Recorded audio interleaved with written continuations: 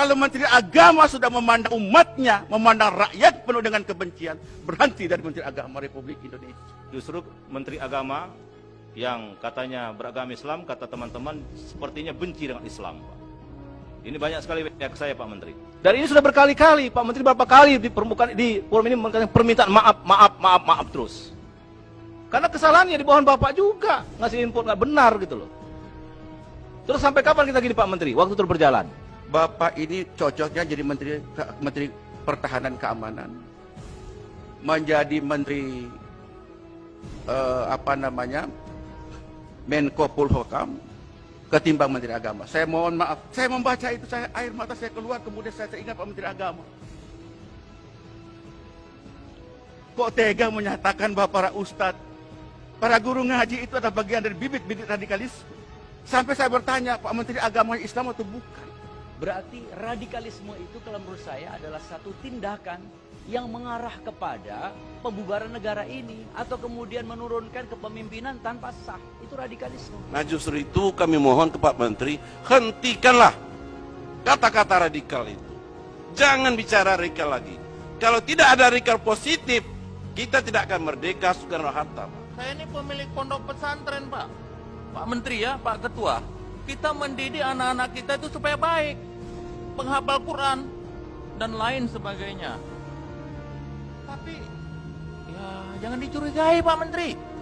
Jangan sekali-sekali jangan itu. Apalagi juga radikalisme terkait dengan masalah komunisme.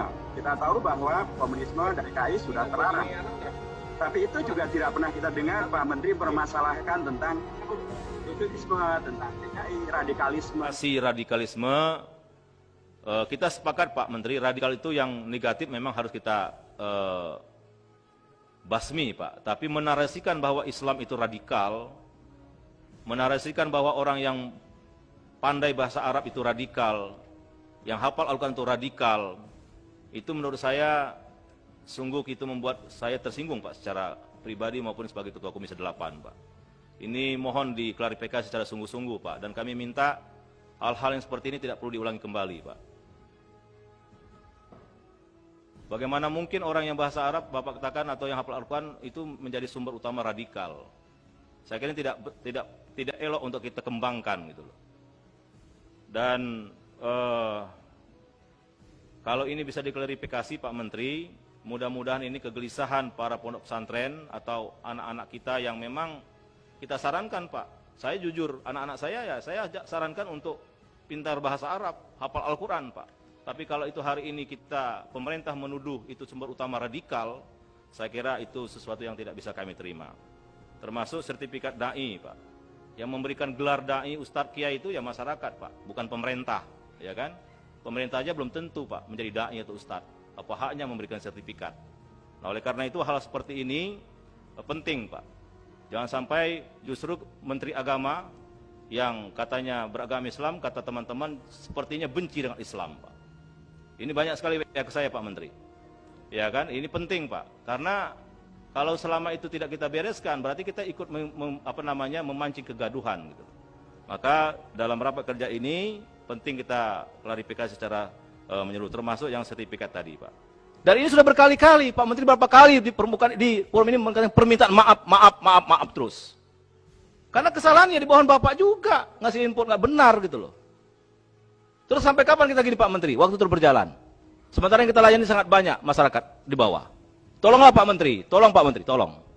Ini saya menangis, mau nangis Pak saya Pak. Kebayang saya Pak, orang-orang di kampung itu Pak, makan aja susah Pak.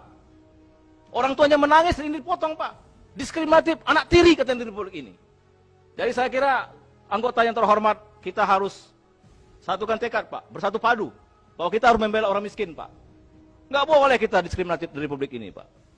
Saya Ketua Komisi 8, Pak Menteri bertanggung jawab nih Pak. Gitu Pak. Jadi hari ini, menurut saya Pak Menteri, coba Bapak konsolidasi di internal Pak. Ini kalau hari ini Pak Menteri jawab atau besok diumumkan ke publik bahwa tidak ada pemotongan bos, saya kira itu kado paling indah Pak bagi anak-anak miskin. Bagi orang-orang miskin Pak yang sedang sekolah sekarang sedang susah. Tapi kalau ini kita teruskan kebijakan yang diskriminatif ini Pak, saya kira kita zalim Pak. Apa kita ini duduk di ruangan AC, makan enak, ada kue, ada ini semua negara Pak nyiapkan kita Pak.